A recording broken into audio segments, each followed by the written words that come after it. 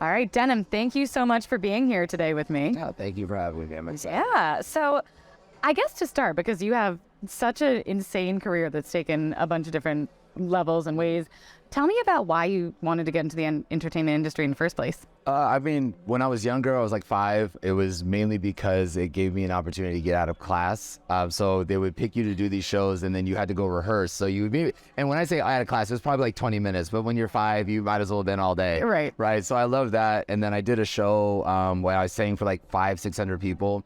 And I just loved the response. I loved the energy and the excitement and all these other things. And so from then, I just never wanted to not do it. So I went from doing theater to musical theater and then doing that. So my love for it is the same as it was when I was 5. Amazing. And I know you said musical theater. That really interests me because you're not doing so much of that right now. No. What happened? Do you plan to do it again or? So when I was like 15, 16, I was like heavily into musical theater, trained as an opera singer as well. Oh, wow. But one of the things about these disciplines, what I always try to stress to people is like, you can't just like decide you want to just do it, walk away from it, and then come back and think that you're just going to be as great as you were before. Right. It's a discipline. And so I, at a certain point, had to pick one. I love musical theater. I loved opera. I loved the vocal challenge of all of it. But then there was the opportunity also where I really wanted to do the television and film side, and also financially for where I was in my life, it made a little bit more sense. Because, doing theater, it still you don't get the paid and the way that you would want to be able to make that big living, if you will, or a sustainable living sometimes. And so it made sense to me, but one day, hopefully I'll be able to do it. Like occasionally I still have, soundtracks in my car that occasionally on long drives, I still test the vocals. They're definitely not what they were 10 years ago, but it's okay. We're working on it. Yeah. And the thing I love about you too is that you're not just like an actor or an entertainer. You're also a businessman. Yeah. Tell me about the founding of your studio. Yeah, so Khumo Studios was founded 2.5 years ago when I came to Botswana for the first time. So I have 2 partners, Ona and Kay, who are co-founders, and they're also local Botswana. We want to do television and film, and the country of Botswana, they have so much desire for art, entertainment, and culture, but there wasn't necessarily a huge market yet.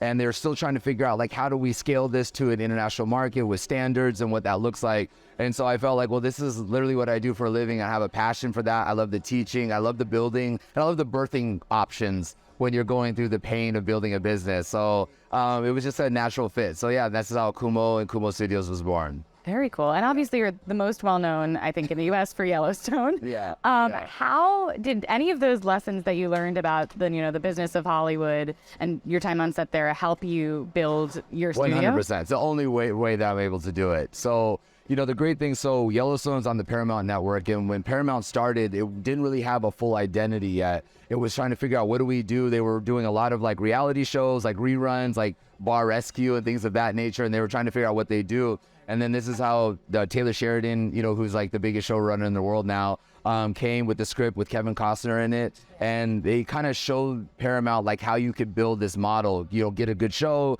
get one good star, get a great storyline, and take a big swing. It's a Western, right? And Westerns were kind of phased out in the US.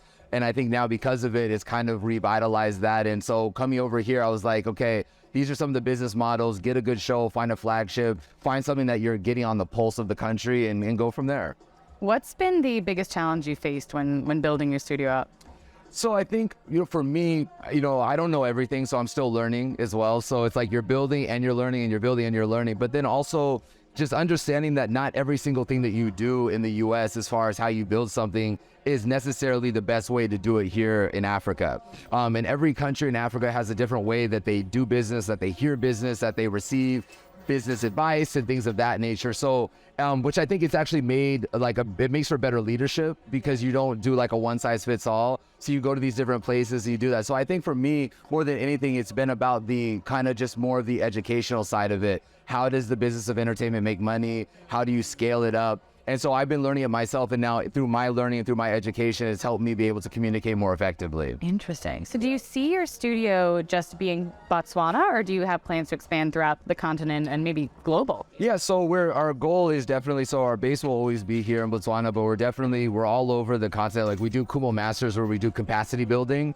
where we teach about the business of entertainment. So we teach about all the things I was just talking about, right? Because you can't just say like, oh, we want to do television and film, but you're not also cultivating the next generation to be able to come into that. So we're going to, we're in Zambia, we're doing some things in South Africa, we'll be in Tanzania, we'll be in Kenya, we'll be in Namibia.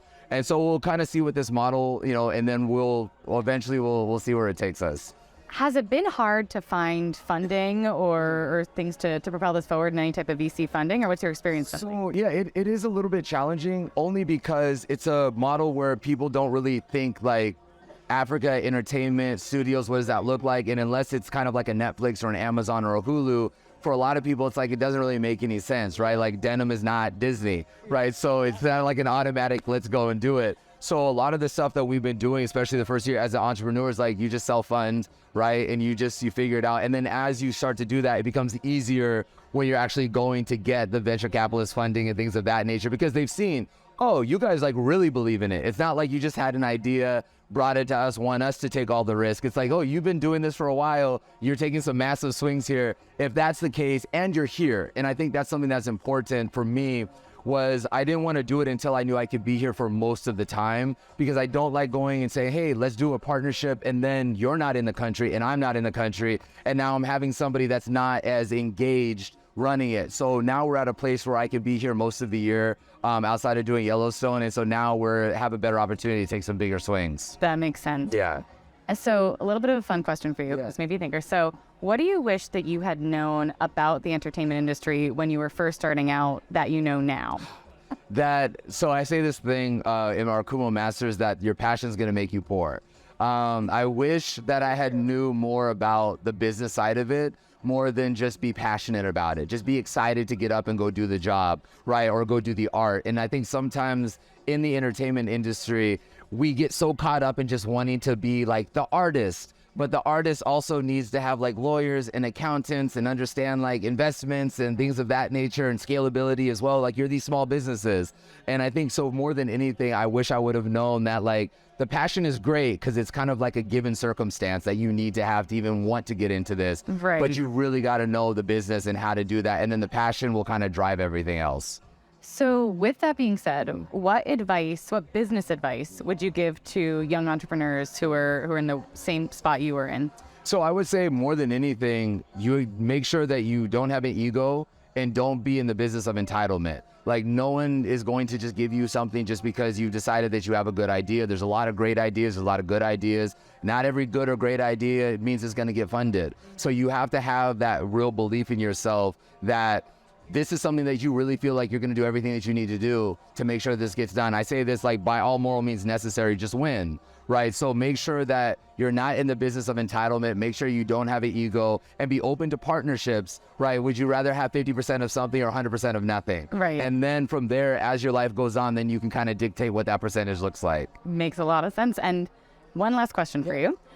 What are your biggest goals for this upcoming year? And are there any announcements or anything exciting in the pipeline you could tell us about? So, I mean, we're going to be doing a couple new shows here in Botswana, where I'm really excited about scaling up our Khumo Masters, which is, like I said, it's our capacity building program that we'll be doing all over the continent, to be able to help governments as well as other entrepreneurs in entertainment be able to kind of get more people that understand the technicalities of the business. So I'm really excited about that. Obviously, we'll be going back soon to do the back half of season 5 for Yellowstone. So there's a couple other ones. I have to wait until contracts are signed before I can announce, but I'm really looking forward to this year just being bigger than the last one. Awesome. Well, thank you so much for being here. Thanks for having me. Thank you.